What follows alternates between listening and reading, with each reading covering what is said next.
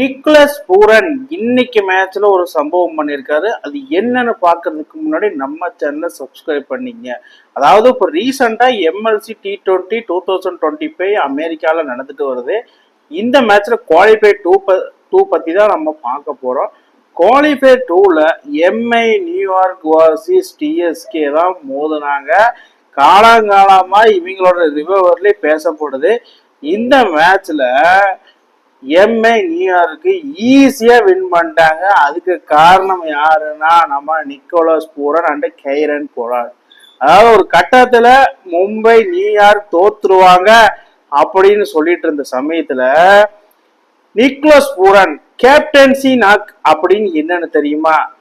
அந்த மாதிரிதாங்க இன்னைக்கு ஒரு நல்ல ஒரு கம்ஃபர்டபுளான ஒரு நாக்கு ஆனாரு. நானே யோசிச்சேன், என்னடா இவன் 48 பாலுக்கு 91 ரன் அடிக்கணும், நிக்கோலஸ் பூரன் இப்படி தடவு ஸ்கிய போட்டுக்கிறான். கிட்டத்தட்ட 30 பாலுக்கு 31 ரன் அடிச்சிருந்தாரு. என்னடா பேட்டிங் இது? ஏன்னா ஆப் ஆஃப் தி ஃபீல்டு ஆகட்டும் ஆன் ஃபீல்டு ஆகட்டும் நிக்கோலஸ் பூரன் அக்ரெசிவா இருப்பாரு. பட் இங்க ஏன்டா இப்படி இருக்காரு அப்படிங்கிற மாதிரிதான் எனக்கு தோணுச்சு. பார்த்தா அதுக்கு அந்த சைடு கைரன் பூரன் காட்டடி அடிச்சுட்டு இருந்தாப்புல.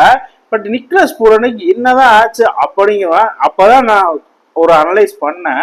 நிக்கோலஸ் பூரன் பொறுமையா ஆடி இருக்காரு. நம்ம எப்படியாவது ஃபைனல் போகணும், கப்படிக்கணும். ஏன்னா லீக் மேட்சஸ்ல பாத்தீங்கன்னா மும்பை வெறும் 3 மேட்ச் தான் வின் பண்ணாங்க. வின் பண்ணி 2 ரேட் அடிப்படையில தான் எலிமினேட்டர் வந்தாங்க. எலிமினேட்டர்ல ஈஸியா வின் பண்ணிட்டு அதுக்கப்புறமா இப்போ டிஎஸ்கேவும் வின் பண்ணிருக்காங்க. இந்த இதுல நிக்கோலஸ் பூரனோட கேப்டன்சி ஒரு தனித்துவமான கேப்டன்சியா வந்திருக்கு. அந்த அளவுக்கு ஒரு கேப்டன்சி பண்ணிருக்காரு. அவுட் ஸ்டாண்டிங்கான ஒரு கேப்டன்சி. இப்படியே போயிட்டு இருந்தா நிக்கோலஸ் பூரன் மும்பையோட பிரான்சிஸ்க்கு எல்லா பிரான்சிஸ்க்குமே கேப்டன் ஆக சான்சஸ் இருக்கு.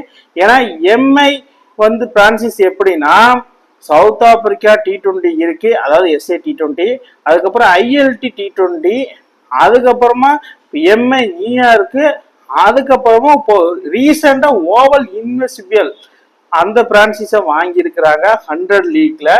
அதுக்கப்புறம் மும்பை இந்தியன்ஸ் ஐபிஎல்ல. இந்த மாதிரி போயிட்டு இருந்தா நிக்கோலஸ் பூரன் தான் அடுத்த ஜெனரேஷன் கேப்டனா இருப்பாருன்னு தோணுது. ஏன்னா கைரன் பொலார்டுக்கு பீரியட் ஆஃப் தி டைம் முடிய போகுது. அடுத்து வர்றது யாருன்னா நம்ம நிக்கி பூரான் மட்டும்தான்.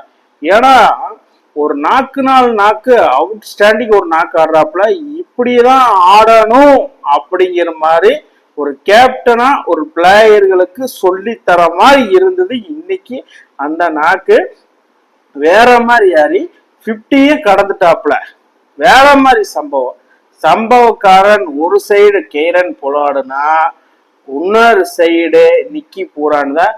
மும்பை பிரான்சிஸுக்கு கிடைத்த ஒரு பெரிய வரம்னு நான் சொல்லுவேன். இவங்க 2 பேரு அதாவது புள்ளி ரிட்டையர் ஆகும் போற சமயத்துல நிக்கி பூரான் ஒரு ஃபார்முக்கு கொண்டு வந்துட்டாங்க. ஏன்னா எல்லா பிரான்சிஸும் நிக்கி பூரான் ஆடுறாப்புல. ஒரு கிட்டத்தட்ட ஒரு சில இதுல மட்டும் ஆடல.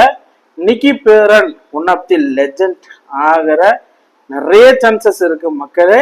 கண்டிப்பா சொல்ற அடுத்து வரும் தலைமுறையில Nicky Pooran one of the greatest legends confirmed. Nicky Pooran இந்த மாதிரி ஆடுனத நீங்க எப்படி பாக்குறீங்கன்னு கீழே கமெண்ட் பாக்ஸ்ல கமெண்ட் பண்ணுங்க மக்களே. இந்த மாதிரி இன்ட்ரெஸ்டிங் கிரிக்கெட் வீடியோவை தெரிஞ்சுக்க நம்ம சேனலை சப்ஸ்கிரைப் பண்ணுங்க, லைக் அண்ட் கமெண்ட் பண்ணுங்க. மேலும் மேலும் உங்களுக்கு வீடியோ வந்துட்டே இருக்கும்.